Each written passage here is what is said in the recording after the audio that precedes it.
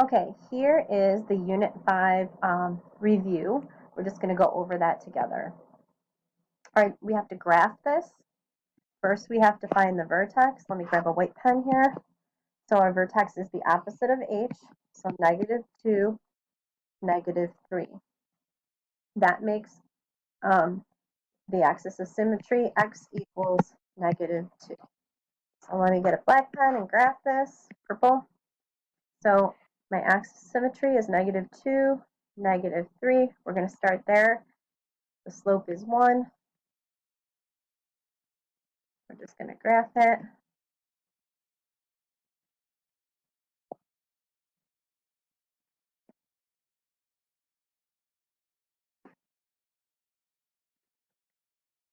So now we can go back to answering these questions. Is it a minimum or maximum? It's a minimum. The domain, as always, is -infinity, infinity. The range will be lowest to highest, -3 to infinity. The transformations that occur, it's a shift down 3 and a shift left 2. All right, the next one. So our vertex is 0, 2. Again, that's opposite of h, k. The axis of symmetry is x equals 0. So let's go ahead and graph that. So 0, 2. There's a negative sign, so I'm going to go down 3 over 1.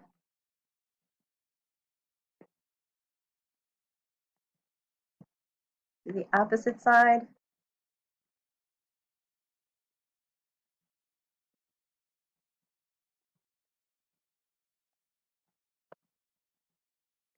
All right, so I have a maximum. The domain is -infinity to infinity. The range is going to be lowest, which is -infinity, to highest, which is 2. The transformations that occur are a shift up 2, a reflection over the x-axis,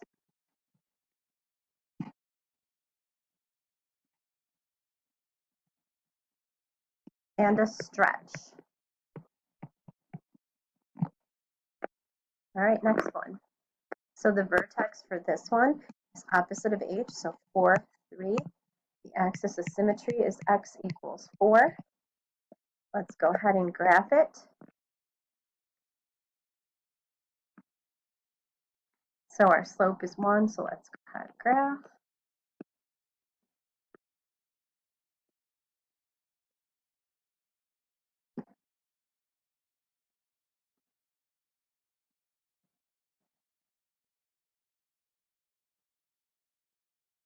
Okay, so is there a minimum or a maximum? That would be a minimum because it opens up. The domain is -infinity, infinity. The range is lowest to highest, so that's 3 to infinity. The transformations that are happening is a shift right 4 and a shift up 3. That's the K. There we go. 4. My vertex is 0, 7. My axis symmetry is x equals 0. Let's go ahead and graph. This is way up there. So my slope is 2, so I go up 2 over 1, up 2 over 1. Not much to go on here. Okay. Is it a minimum or a maximum? It's a minimum. The domain is -infinity, infinity. The range, lowest to highest, would be 7 to infinity. And that infinity sign's funky. There we go. The transformations that happen are a stretch and a shift up 7. All right. So here we're going to graph a piecewise function.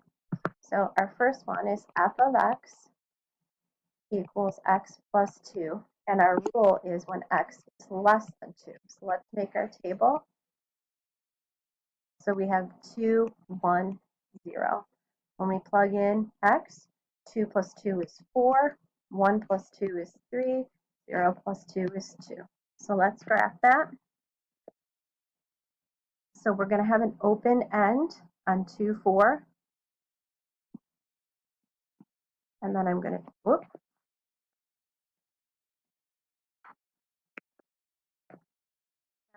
plot 1, 3, well, a smaller dot, there we go, and then 0, 2. Okay, that's that piece. Let's do the next piece. If I can get a pen here.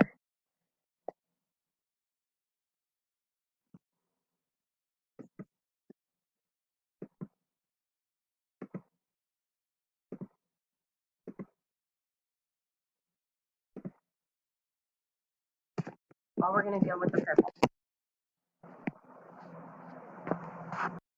Okay, our next function is f of x equals negative x minus 3, and then the rule is only when x is greater than or equal to 1.